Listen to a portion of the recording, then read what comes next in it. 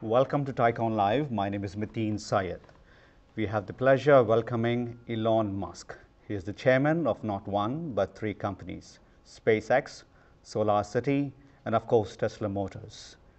And in his earlier life, not very long ago in the 90s, he started and sold two companies, Zip2, and the company that changed the very nature of how we transact online, PayPal.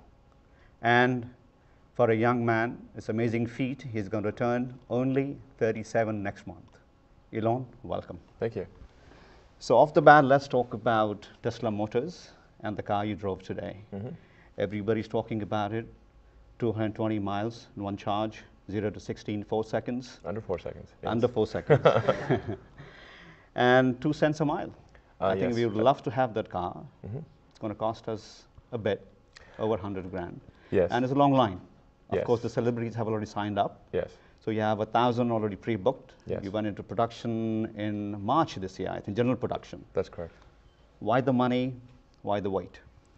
Well, the reason it costs over $100,000 right now is because the technology is new and it's still at small scale of production. So the idea is that we start off with the sports car, and it's initially expensive, but then we're working on Model 2, Model 3, Model 4, and with each subsequent model we bring the price down and we make the functionality of the car better. So Model 2 is a large 4-door sedan with lots of cargo space. You can seat as many as 5 adults, maybe even a scenario where there's 6 adults that can sit in the car.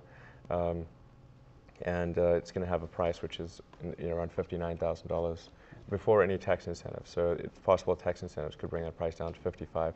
And then Model 3 will be even lower cost. And so we want to really drive the cost of the vehicles to mass market as soon as possible, because at the point at which the price of the car is comparable with that of other gasoline cars, and you still have the 2 cents a mile, where you can spend maybe $4 or $5 and travel over 200 miles, the equivalent of price of 1 gallon of gas, then at that point, even if you don't care about the environment, you will want to buy this car. And that's really our goal, is to get there as soon as possible.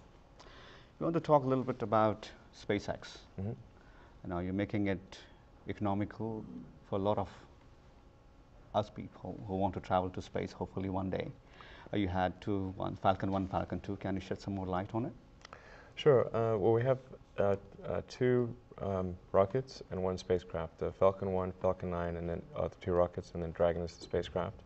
And initially we're launching satellites, and then we'll be taking cargo to the space station, and then we'll be upgrading that capability to carry people to orbit and eventually beyond orbit. The great breakthrough that we're hoping to achieve is to build the first fully reusable rocket, and that's never been achieved in rocketry before, and that would be one of the great historic milestones if we're able to do that. Right. And that's really what will allow the cost of space travel to become much, much less than it is right now.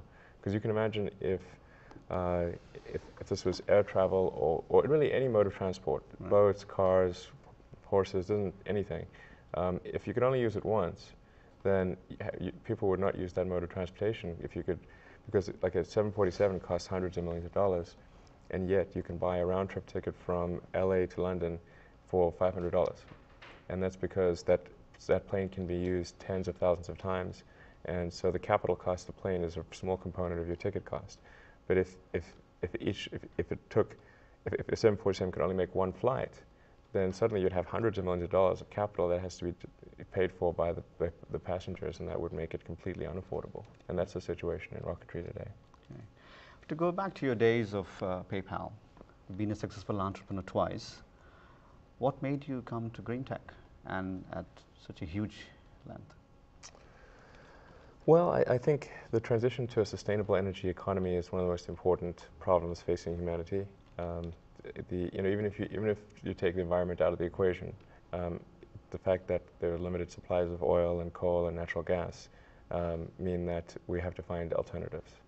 And as we're seeing with the price of oil, which is incredibly expensive, and it's going to get worse because we've got growing economies like India, like China, which are growing like gangbusters, and everybody wants a car and everybody wants to, you know, have appliances and all things, and that's a reasonable expectation. I think they should have those things, but it places a huge burden, increased burden on the demand for energy worldwide, and so we must find renewable sources, or the economies will grind to a halt, even if the environment doesn't get destroyed.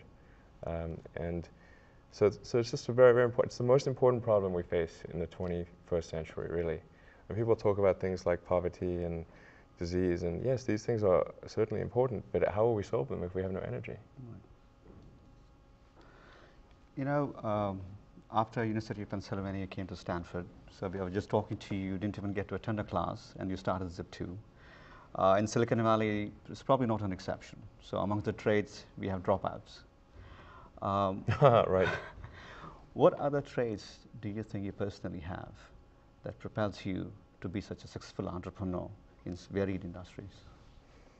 Where do you are actually good at or better at than other entrepreneurs? It's very important for, I think, audience to understand, well, Sure. you know, the traits. Well, it's dependent upon me giving an accurate self-analysis. It's difficult to do self-analysis, you know. Once you're sort of too close to yourself by definition. But I think, well, people do not think critically enough. I mean, critical thinking is a skill in short supply, where people take too many things as, they assume too many things to be true without sufficient basis in that belief. It's very important that people closely analyze what is supposed to be true, and try to build up, try to say, let's analyze things from first principles, not by analogy or not by convention. If you assume things are true by convention, which is actually what most people do, then it's difficult to gain insight into how things can be bettered. So, you know, in any argument or any sort of train of thinking, you want to make sure that the underlying premises are valid and applicable, and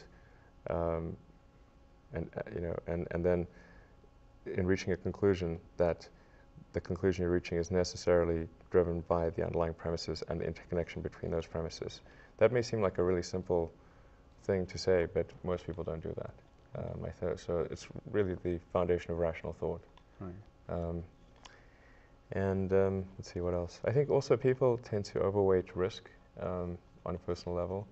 It's one thing if you've got, you know, a mortgage to pay and kids to support, and that if you were to deviate from your job, that, well, how are you going to feed your family and pay the rent? And okay, that's understandable. But let's say you're young and you're just coming out of college or coming out of high school or whatever. What do you risk? You know, you're not going to starve. I mean, right.